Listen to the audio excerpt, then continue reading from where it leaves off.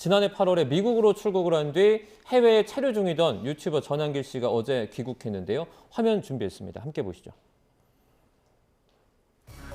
그냥 국민들이 바라보는데 부당하게 저를 체포해 갈 수는 없도록 미리 사전 차단하는 의도에서 제가 라이브 방송 바로 시작한다는 뜻이고요. 첫 번째가 제가 오늘 귀국하면서 너무나 많은 분들께서 기다려주시고 저도 제가 뭐 손흥민인 줄 착각했습니다. BTS인 줄 착각할 정도로 너무 많은 분들께서 응원해 주셔서 고맙습니다. 첫 번째는 경찰 출석 요구에 응하기 위함입니다. 이재명 정부 들어서서 8건이나 고발을 당했습니다. 경찰서 가서 그렇게 조사 다 받고 무죄를 또 증명하면 되지 않겠습니까?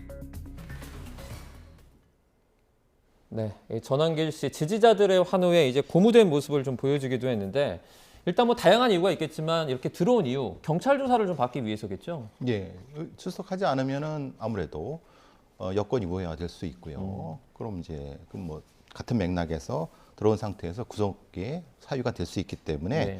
근데 이제 본인은 그것보다는 저 현장에서의 무슨 마치 자기가 스타가 된 느낌으로 그걸 더 즐기시는 것 같아서 조금 법을 경시하는 느낌이 든다고 해서 좀 안타깝습니다. 전한길 씨가 물론 정치적 주장하실 수는 있는데 법에 따라서 거기 절차에 맞춰서 하시는 것이 옳지 않은가 싶습니다. 네, 조금 전 화면에서 본 것처럼 전한길 씨는 가슴에 무선 마이크를 착용하고 입국장에 이제 들어왔거든요. 그러면서 경찰의 체포 가능성에 대비하려는 것이다 이런 의도로 좀 말을 하기도 했어요. 어떻게 보십니까? 이제 체포가 아니죠. 저거는 본인이 귀국한 거고 저기서 설마 경찰이 바로 그렇게 체포를 하겠습니까? 이건 이제 본인이 자가 발전하신 것 같고 그렇게 하지도 않을 뿐더러 그렇게 할 수도 없는 거고요. 다만 이제 어떤 일종의 표시 같은 액션을 표시한 것 같습니다. 그래서 내가 이렇게 하는 것 자체가 어떤 뭐 공권력의 탄압을 받는 느낌을 계속 지지자한테 뭐가 분위기를 풍기는 것이 아닐까라는 생각을 좀 해봤습니다. 경찰이 전한길 씨를 정보통신망법상 명예훼손 등의 혐의를 받는 피의자로 이제 12일, 한 8일 정도 뒤에 불러서 조사할 것으로 전해지고 있는데 그러니까 이게 이재명 대통령 관련한 허위사실 유포 이거 관련된 조사인 거죠?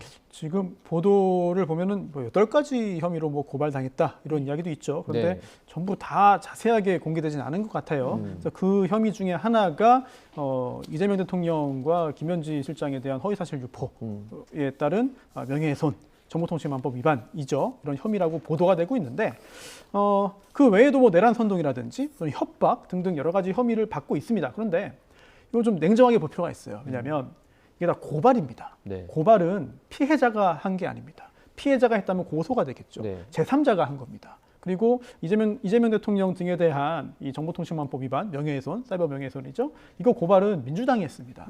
그렇다면 전한길 씨가 하는 행동들도 거의 전부 다 정치적인 행동이고 정치적인 배경하에서 정치적인 목적을 위해서 하는 행동이고 네. 또한 전한길 씨에 대한 고발 역시 순수한 형사적인 절차라기보다는 정치적인 배경에 의한 것이라고 보는 것이 맞지 않나 싶어요. 그리고 누가 고발한 건지도 다른 혐의들은 잘 모르겠어요. 이거는 진영을 바꿔도 마찬가지입니다. 그래서 나중에 확인해 보면 터무니없는 혐의로 고발하는 경우도 있어요. 그리고 또 나중에 보면 이거는 성립할 수 없는 법 적용을 하는 경우도 있어요. 그냥 고발장을 제출하는 게 목적이고 나는 누구를 고발했다라면서 본인들을 부각시키는 경우도 없지 않습니다. 따라서 전한길 씨에 대한 호불호와 별개로 또 전한길 씨가 법을 어겼는지 여부와 별개로 이 8건의 고발이 과연 어떤 내용이냐 이거는 좀 냉정히 살펴볼 필요가 있겠고 아무튼 그와 별개로 만약에 범죄라고 한다면 이것도 좀 따져볼 필요가 있는데 정보통신망법에 있는 이 명예훼손 있잖아요. 이게 반의사 불벌죄입니다. 즉 피해자가 구체적으로 처벌을 원하지 않는다고 하면 공소제기를 못해요. 그래서 피해자의 의사가 굉장히 중요합니다. 네. 그런데 이렇게 고발당했다고 해서 먼저 불러서 이야기를 듣는다?